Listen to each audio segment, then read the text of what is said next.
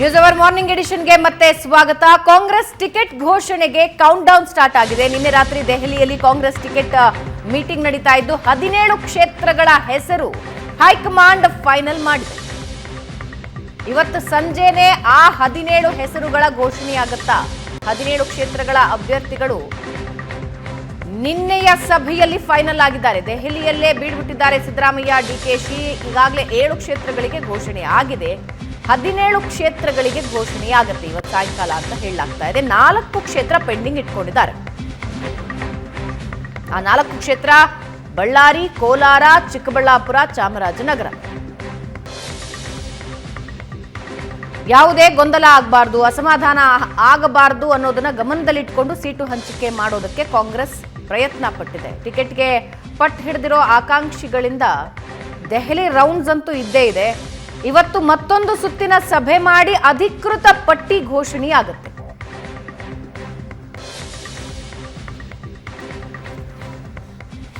ಇನ್ನು ಕಾಂಗ್ರೆಸ್ 2ನೇ ಪಟ್ಟಿ ಘೋಷಣೆಗೆ ಕ್ಷಣಗಣನೆಯಾಗಿದೆ. 2-3 ಕ್ಷೇತ್ರ ಬಿಟ್ಟು ಉಳಿದ ಕ್ಷೇತ್ರಗಳ ಬಗ್ಗೆ ಚರ್ಚೆಯಾಗಿದೆ ಅಂತ ಡಿಕೆಶಿ ಹೇಳಿದ್ದಾರೆ. ಇನ್ನ ಸ್ವಲ್ಪ ಬೆಳಗ್ಗೆ ಮಾಡೋದಿದೆ, ಆಲ್ಮೋಸ್ಟ್ ಹೆಚ್ಚು ಕಮ್ಮಿ ಚರ್ಚೆ ಮಾಡಿದೀವಿ. ಹೈಕಮಾಂಡ್ ತೀರ್ಮಾನ ಮಾಡ್ತಾರೆ.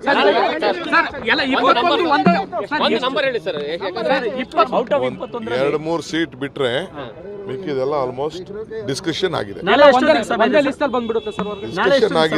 ನಾವು ಮಾಡಿದೀವಿ, ಇನ್ನ ಸ್ವಲ್ಪ ಬೆಳಗ್ಗೆ ಮಾಡೋದಿದೆ, ಆಲ್ಮೋಸ್ಟ್ ಹೆಚ್ಚು ಕಮ್ಮಿ ಚರ್ಚೆ ಮಾಡಿದೀವಿ. ಹೈಕಮಾಂಡ್ ತೀರ್ಮಾನ ಮಾಡ್ತಾರೆ.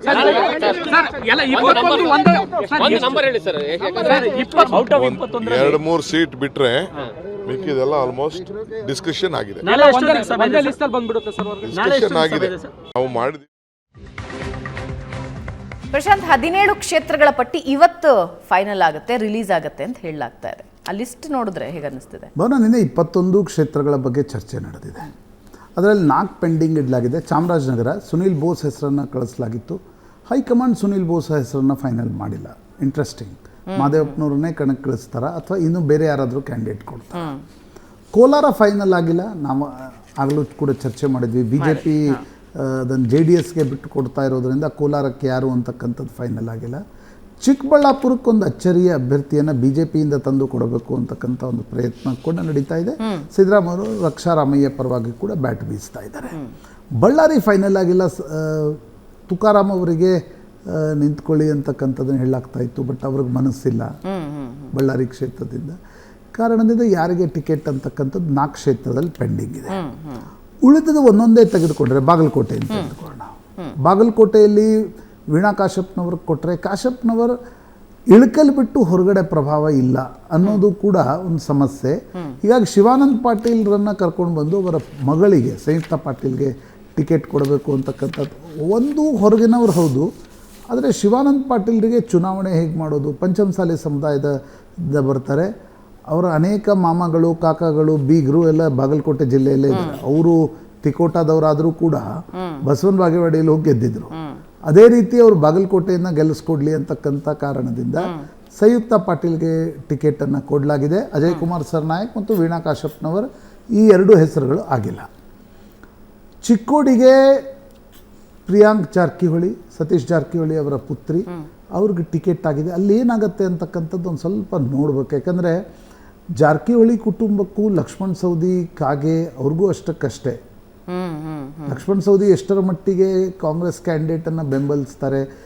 ಅದಲ್ಲಿ ಒಂದು ಬೆಳಗಾವಿ ಜಿಲ್ಲೆಯಲ್ಲಿ ನಡೀತಾ ಇರೋದೇನು ಲಿಂಗಾಯತ್ ಕನ್ಸಾಲ್ಟೇಷನ್ ಆಗುತ್ತೆ, ನಾನ್ ಲಿಂಗಾಯತ್ ಕನ್ಸಾಲ್ಟೇಷನ್ ಜಾರಕಿಹೊಳಿ ಪರವಾಗಿ ಆಗುತ್ತೆ. ಹೀಗಾಗಿ 2 ಕ್ಷೇತ್ರಗಳಲ್ಲಿ ಏನಾಗುತ್ತೆ ಅಂತಕ್ಕಂಥದ್ದು ನೋಡಬೇಕು. ಲಕ್ಷ್ಮೀ ಹೆಬ್ಬಾಳ್ಕರ್ ಪಟ್ಟು ಹಿಡಿದಿದ್ರು, ನನ್ನ ಮಗನಿಗೆ ಟಿಕೆಟ್ ಕೊಡೋದಾದರೆ ಸತೀಶ್ ಜಾರಕಿಹೊಳಿ ಮಗಳಿಗೂ ಕೊಡಿ, ಯಾಕಂದರೆ ಒಬ್ರಿಗೊಬ್ಬರು ಸಬುಟಾಜ್ ಮಾಡಲ್ಲ ಅನ್ನುವ ಕಾರಣದಿಂದ. ಬೆಳಗಾವಿಯಲ್ಲಿ ಲಕ್ಷ್ಮೀ ಹೆಬ್ಬಾಳ್ಕರ್ ಪುತ್ರ ಮೃಣಾಲ್ ತಾಯಿ ತುಂಬ ಯೋಚನೆ ಮಾಡ್ತಾಯಿದ್ರು. ಆದರೆ ಮಗ ಮೊದಲಿಂದಲೂ ಸ್ಪಷ್ಟವಾಗಿ ಹೇಳ್ತಾ ಇದ್ರು, ನಾನು ಚುನಾವಣೆಗೆ ನಿಲ್ಲೇಬೇಕು ಈ ಸಲ ಅಂತಕ್ಕಂಥದ್ದು. ಶೆಟ್ಟರ್ ಮತ್ತು ಮೃಣಾಲ್ ಹೆಂಗಿರುತ್ತೆ ಫೈಟ್ ಪ್ರಶಾಂತ್? ಫೈಟ್ ಆಗತ್ತೆ. ಏನಾಗುತ್ತೆ ಅನ್ನೋದು ಈಗಲೇ ನಾವು ಹೇಳಲಿಕ್ಕೆ ಸಾಧ್ಯ. ಹಿಂಗಿದ್ದೊಂದು ಮಾತಿದೆ, ಬೆಳಗಾವಿಯಲ್ಲಿ ಮರಾಠ ಸಮುದಾಯವನ್ನು ಸೆಳಿಬೇಕು ಅಂದರೆ ಹೋಗಿ ನಿಂತ್ಕೋಬೇಕು, ಒಂದು 4 ಮರಾಠಿ ಭಾಷೆ ಮಾತಾಡಬೇಕು ಅಂತ. ನ್ಯಾಚುರಲಿ 3 ಲಕ್ಷ ಮರಾಠಿ ಓಟ್ಗಳಿವೆ. ಸ್ವಲ್ಪ ಆದರೂ ನಿಮಗೆ ಅವ್ರ ಜೊತೆ ಕನೆಕ್ಟ್ ಮಾಡ್ತಕ್ಕಂಥ ಒಂದು. ಶೆಟ್ಟರ್ ಕನೆಕ್ಟ್ ಆಗ್ತಾರಾ? ಶೆಟ್ಟರ್ ಹೇಳ್ತಿದ್ದಾರೆ, ನಾನು ಜಿಲ್ಲಾ ಉಸ್ತುವಾರಿ ಸಚಿವನಿದ್ದೆ, ನಾನು ಇಷ್ಟು ವರ್ಷ ರಾಜಕಾರಣ ಮಾಡಿದ್ದೀನಿ, ನನ್ನ ಕನೆಕ್ಟ್ ಇದೆ ಅಂತಕ್ಕಂಥದ್ದು. Finally it has to be decided by voters. ಅಲ್ಲೇನಾಗುತ್ತೆ ಅಂತಕ್ಕಂಥದ್ದು. ಬಟ್ ನನಗನ್ಸುತ್ತೆ ನೋಡಿ, ಬಾಗಲಕೋಟೆ, ಚಿಕ್ಕೋಡಿ, ಬೆಳಗಾವಿ 3 ಫೈಟ್ ಆಗ್ತವೆ. 3 ಫೈಟ್ ಆಗುತ್ತೆ. BJPಗೆ ಸುಲಭವಾಗಿ ಗೆಲ್ತಕ್ಕಂಥ ಕ್ಷೇತ್ರಗಳಿವೆ, ಬಟ್ 3 ಫೈಟ್ ಆಗ್ತವೆ ಅಂತ ಕ್ಯಾಂಡಿಡೇಟ್ ನೋಡಿದಾಗ ಮೇಲ್ನೋಟಕ್ಕೆ ಅನ್ಸುತ್ತೆ. ಮಕ್ಕಳಿಗೆ ಟಿಕೆಟ್ ಕೊಟ್ಟು ಕಾಂಗ್ರೆಸ್ ಒಂದು ಹೊಸ ಪ್ರಯೋಗವನ್ನು ಕೂಡ ಅಲ್ಲಿ ಮಾಡ್ತಾ ಇದೆ. ಸಚಿವರ ಮಕ್ಕಳಿಗೆ ಟಿಕೆಟನ್ನು 4 ಸಚಿವರ ಮಕ್ಕಳಿಗೆ ಹೆಚ್ಚು ಕಡಿಮೆ ರಾಮಲಿಂಗಾರೆಡ್ಡಿ ಪುತ್ರಿಗೂ ಇಲ್ಲಿ ಕೊಡಲಾಗಿದೆ, ಅಲ್ಲಿ 3 ಮಕ್ಕಳಿಗೆ ಕೊಡಲಾಗಿದೆ. ಫೈಟ್ ಆಗತ್ತೆ. ಇನ್ನು ಧಾರವಾಡಕ್ಕೆ ಬಂದರೆ, ಧಾರವಾಡದಲ್ಲಿ ರಜತ್ ಉಳ್ಳಾಗಡ್ಡಿ ಮಠ ಹೆಸರಿತ್ತು, ಮೋಹನ್ ಲಿಂಬಿಕಾ ಇತ್ತು, ಡಾಕ್ಟರ್ ಮಹೇಶ್ ನಾಲ್ವಾಡ್ ಹೋಗಿ ಕೇಳ್ತಾರೆ ಅಂತಿತ್ತು. ಆದರೆ ಲಿಂಗಾಯತರಿಗೆ ಕೊಡದೆ ಕುರುಬರಿಗೆ ಕೊಡಬೇಕು ಅನ್ನುವ ಕಾರಣಕ್ಕೋಸ್ಕರ. ಯಾಕಂದರೆ ಉಳಿದ ಭಾಗಗಳಲ್ಲಿ ಈಗ 4 ಲಿಂಗಾಯತರಿದ್ದಾರೆ. ಎಲ್ಲೆಲ್ಲಿ? ಬಾಗಲಕೋಟೆ, ಚಿಕ್ಕೋಡಿ, ಬೆಳಗಾವಿ ಮತ್ತು ಹಾವೇರಿ, ಆನಂದಗಢ ದೇವರ ಮಠ.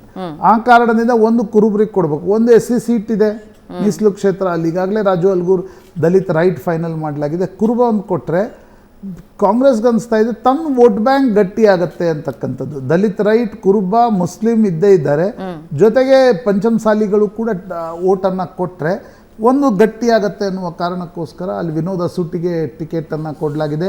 ಹಿಂದೆ ವಿನೋದ್ ಅಸೂಟಿ ಶಂಕರ್ ಮುನೇನಕೊಪ್ಪ ವಿರುದ್ಧ ನವಲ್ಗುಂದಿಂದ ನಿಂತು ಸೋತಿದ್ರು. ಅವರಿಗೆ ಯೂತ್ ಕಾಂಗ್ರೆಸ್ ನಾಯಕ, ಅವರಿಗೆ ಟಿಕೆಟನ್ನು ನೀಡಲಾಗಿದೆ. ಇನ್ನು ಕೊಪ್ಪಳಕ್ಕೆ ಬಂದರೆ ಹಿಟ್ನಾಳ್ ಫ್ಯಾಮಿಲಿಗೆ, ರಾಜಶೇಖರ್ ಹಿಟ್ನಾಳ್ ಅವರಿಗೆ ಟಿಕೆಟ್ ದೊರೆತಿದೆ. ಕಳೆದ ಬಾರಿ ಸೋತಿದ್ರು, ಶಾಸಕರ ತಮ್ಮ. ಬಳ್ಳಾರಿ ಫೈನಲ್ ಆಗಿಲ್ಲ. ರಾಯಚೂರು ಕುಮಾರ್ ನಾಯ್ಕ್, ಮಾಜಿ IAS ಅಧಿಕಾರಿ, ಅಡಿಷನಲ್ ಚೀಫ್ ಸೆಕ್ರೆಟರಿ ಇದ್ರು, ಅವರ ಹೆಸರು ಫೈನಲ್ ಆಗಿದೆ. ಕಲಬುರಗಿಯಲ್ಲಿ ಮಲ್ಲಿಕಾರ್ಜುನ್ ಖರ್ಗೆ ಅವರ ಅಳಿಯ ರಾಧಾಕೃಷ್ಣ ಅವರ ಹೆಸರು ಫೈನಲ್ ಆಗಿದೆ. ರಾಧಾಕೃಷ್ಣ ತುಂಬ ವರ್ಷಗಳಿಂದ ಖರ್ಗೆ ಅವರ ಪೊಲಿಟಿಕಲ್ ಮ್ಯಾನೇಜರ್ ರೀತಿಯಲ್ಲಿ ಕೂಡ ಕೆಲಸ ಮಾಡ್ತಾ ಇದ್ರು. ಇನ್ನು ಬೀದರ್ನಲ್ಲಿ ರಾಜಶೇಖರ್ ಪಾಟೀಲ್ ಹುಮ್ನಾಬಾದ್ದಿಂದ ಮೊನ್ನೆ ಅಷ್ಟೇ ಸಿದ್ದು ಪಾಟೀಲ್ ವಿರುದ್ಧ ಸೋತಿದ್ರು. ಬಹಳ ಸಲ ಗೆದ್ದು ಬಂದಿರತಕ್ಕಂಥ ಒಬ್ಬ ಶಾಸಕರಾಗಿದ್ದರು, ಈಗ ಮಾಜಿ ಶಾಸಕರಾಗಿದ್ದಾರೆ. ಅವರು ಭಗವಂತ್ ಖೂಬಾ ವಿರುದ್ಧ ಸ್ಪರ್ಧೆಗೆ ಅವರನ್ನು ಟಿಕೆಟನ್ನು ಕೊಡಲಾಗಿದೆ. ಸಾಗರ್ ಖಂಡ್ರೆ ಹೆಸರು ಕೂಡ ಕೇಳಿ ಬಂದಿತ್ತು. ಆದರೆ ನನಗಿರ್ತಕ್ಕಂಥ ಮಾಹಿತಿಗಳ ಪ್ರಕಾರ ನಿನ್ನೆ CEC ಸಭೆಯಲ್ಲಿ ರಾಜಶೇಖರ್ ಪಾಟೀಲ್ ಹುಮ್ನಾಬಾದ್ ಹೆಸರು ಆಗಿದೆ ಅಂತಕ್ಕಂಥದ್ದು. ಸ್ವಲ್ಪ ಕನ್ಫ್ಯೂಷನ್ ಇದೆ, ಅದು ಏನಾಗುತ್ತೆ ಫೈನಲಿ ಇವತ್ತು 4 ಗಂಟೆಗೆ ಲಿಸ್ಟ್ ಬಂದಾಗ ಸ್ಪಷ್ಟ ಆಗುತ್ತೆ. ಇನ್ನು ಚಿತ್ರದುರ್ಗಕ್ಕೆ ಚಂದ್ರಪ್ಪನವರ ಹೆಸರು, ದಾವಣಗೆರೆಗೆ ಪ್ರಭಾ ಮಲ್ಲಿಕಾರ್ಜುನ್. ಅದೊಂದು ಇಂಟ್ರೆಸ್ಟಿಂಗ್ ಕಣ.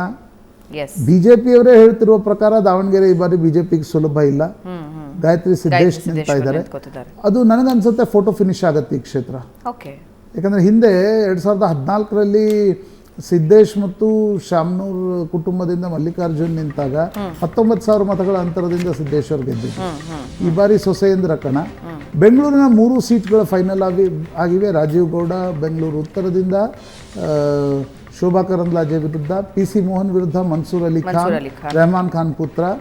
ನಂತರ ಬೆಂಗಳೂರು ದಕ್ಷಿಣದಿಂದ ತೇಜಸ್ವಿ ಸೂರ್ಯ ವಿರುದ್ಧ ಸೌಮ್ಯ ರೆಡ್ಡಿ. ಮೈಸೂರಿನಲ್ಲೊಂದು ಇಂಟ್ರೆಸ್ಟಿಂಗ್ ಆಗಿದೆ. BJPಯಿಂದ ಕರ್ಕೊಂಡು ಬಂದು ಸದಾನಂದ ಗೌಡರಿಗೆ ಟಿಕೆಟ್ ಕೊಡಬೇಕು ಅಂತಕ್ಕಂಥ ಮನಸ್ಸು DK ಶಿವಕುಮಾರ್ಗಿತ್ತು. ಆದರೆ ಸಿದ್ದರಾಮಯ್ಯ ಇಲ್ಲ ಅಂದರು. ಯಾವುದೇ ಕಾರಣಕ್ಕೂ BJPಯಿಂದ ಕರ್ಕೊಂಡ್ಬರ್ಬೇಡಿ, ಲಕ್ಷ್ಮಣ್ ಟಿಕೆಟ್ ಕೊಡಬೇಕು ಅಂತಕ್ಕಂಥದ್ದನ್ನು ಸಿದ್ದರಾಮಯ್ಯನವರು ಹೇಳಿದ ನಂತರ ಲಕ್ಷ್ಮಣ್ಗೆ ಟಿಕೆಟ್ ಫೈನಲ್ ಆಗಿದೆ. ಇನ್ನು ಉತ್ತರ ಕನ್ನಡ ಅಂಜಲಿ ನಿಂಬಾಳ್ಕರ್ ಹೆಸರಲ್ಲಿ ಫೈನಲ್ ಆಗಿದೆ. ಕಳೆದ ಬಾರಿ ಖಾನಾಪುರದಿಂದ ಒಂದ್ಸಲ ಗೆದ್ದು ಒಂದ್ಸಲ ಸೋತಿದ್ರು. ಇನ್ನು ಉಡುಪಿಯಲ್ಲಿ ಜಯಪ್ರಕಾಶ್ ಹೆಗಡೆ ಹೆಸರು ಫೈನಲ್ ಆಗಿದೆ. ಅದೇ ಕಾರಣದಿಂದ ಅವರನ್ನು BJPಯಿಂದ ಕರ್ಕೊಂಡು ಬರಲಾಗಿತ್ತು. ಇನ್ನು ಮಂಗಳೂರಿನಲ್ಲಿ ಪದ್ಮರಾಜ್ ಜನಾರ್ದನ್ ಪೂಜಾರಿ ಅವರ ಅಳಿಯ ಬಿಲ್ಲವಕ್ಕೆ ಕೊಡಲಾಗಿದೆ. ಉಡುಪಿಯಲ್ಲಿ ಬಂಟ್ರಿಗೆ ಕೊಡಲಾಗಿದೆ. BJP ಏನು ಮಾಡಿದೆ, ಮಂಗಳೂರಿನಲ್ಲಿ ಬಂಟ ಕ್ಯಾಪ್ಟನ್ ಬ್ರಿಜೇಶ್ ಚೌಟಾರಿಗೆ ಕೊಟ್ಟಿದ್ರೆ, ಉಡುಪಿಯಲ್ಲಿ ಕೋಟಾ ಶ್ರೀನಿವಾಸ ಪೂಜಾರಿ ಬಿಲ್ಲವಕ್ಕೆ ಕೊಟ್ಟಿದೆ. ಬಂಟ ಬಿಲ್ಲವ ಕಾಂಬಿನೇಷನ್ ಎರಡೂ ಪಾರ್ಟಿಗಳು ಮಾಡಿವೆ. ಹೇಗೆ ವರ್ಕ್ ಆಗುತ್ತೆ ಅಂತಕ್ಕಂಥದ್ದು ನೋಡಬೇಕು. ಒಂದು ಈ ಬಾರಿ ಏನು ಸರ್ವೆಗಳು ಹೇಳ್ತಾ ಇವಲ್ಲ 25 BJP ಅಂತೆಲ್ಲ, ಪಟ್ಟಿಯನ್ನು ಗಮನಿಸಿದಾಗ Bhavana there will be huge fight in Karnataka. ನಿಮ್ಗೆ ಇವತ್ತೇ ಹೀಗೆ ಆಗತ್ತೆ ಅಂತಕ್ಕಂಥದ್ದನ್ನು ಹೇಳಲಿಕ್ಕೆ ಸಾಧ್ಯ ಇಲ್ಲ. ಎರಡೂ ಪಾರ್ಟಿಗಳಿಗೆ ಬೇಸ್ ಹೆಚ್ಚು ಕಡಿಮೆ BJPಗೆ ಒಂದು 8-10 ಬೇಸ್ ಇದೆ. ಉಳಿದ 7-8 ಗೆಲ್ಲಬೇಕಾದ್ರೆ ತುಂಬ ಹರಸಾಹಸವನ್ನು ಪಡಬೇಕಾಗುತ್ತೆ. ಕಾಂಗ್ರೆಸ್ಗೊಂದು 5-6 ಬೇಸ್ ಇದೆ. ಉಳಿದಿದ್ದ 6-7 ಗೆಲ್ಲಬೇಕಾದ್ರೆ ಹರಸಾಹಸ ಪಡಬೇಕಾಗತ್ತೆ. ಅರ್ಥ ಏನು ಅಂತಂದರೆ, ತಿರುಳು ಏನು ಅಂತಂದರೆ, ಯಾವ ಪಾರ್ಟಿ ಆನ್ ಗ್ರೌಂಡ್ ಹೆಚ್ಚು ಫೈಟ್ ಮಾಡುತ್ತೆ ಅದು ಹೆಚ್ಚು ಸೀಟನ್ನು. ಪಾರ್ಟಿ ಒಳಗಡೆ ಮಾಡದೆ ಪಾರ್ಟಿ ಹೊರಗಡೆ ಗ್ರೌಂಡ್ ನಲ್ಲಿ ಫೈಟ್ ಯಾರು ಮಾಡ್ತಾರೋ ಅವ್ರಿಗೆಲ್ಲ ಸಾಧ್ಯತೆಗಳು ಜಾಸ್ತಿ ಇದೆ. ಹೊರಗಡೆ ಫೈಟ್ ಮಾಡಬೇಕಾಗುತ್ತೆ. ಸದ್ಯದ ಮಟ್ಟಿಗೆ BJP ತಕಡಿ ಒಂದ್ ಸ್ವಲ್ಪ ಕಡಿಮೆ ತೂಗ್ತಾ ಇದೆ. ಕಾಂಗ್ರೆಸ್ನ ತಕಡಿ ಒಂದು ಸ್ವಲ್ಪ ಸ್ಟ್ರಾಂಗ್ ಆಗಿ ತೂಗ್ತಾ ಇದೆ. ಯಾಕಂದ್ರೆ ಎಲೆಕ್ಷನ್ ವಿಷಯಕ್ಕೆ ಬಂದಾಗ ಈ ಹಿಂದಿನ ಎಲೆಕ್ಷನ್ ನಾವು ಒಟ್ಟಾಗಿ ಹೋಗ್ತೀವಿ ಅನ್ನೋ ಸಂದೇಶನ ಕಾಂಗ್ರೆಸ್ ಕೊಟ್ಟಿದೆ. ಅದೇ ಮುಂದುವರಿಸುತ್ತಾ ಅದು ಪ್ರಶ್ನೆ. ಒಂದು ಚಿಕ್ಕ ಬ್ರೇಕ್ನ ನಂತರ ಮತ್ತಷ್ಟು ಸುದ್ದಿ.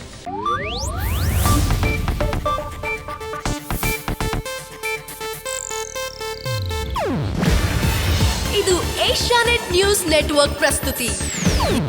ನೀವು ನೋಡ್ತಿದ್ದೀರಾ ಏಷ್ಯಾನೆಟ್ ಸುವರ್ಣ ನ್ಯೂಸ್.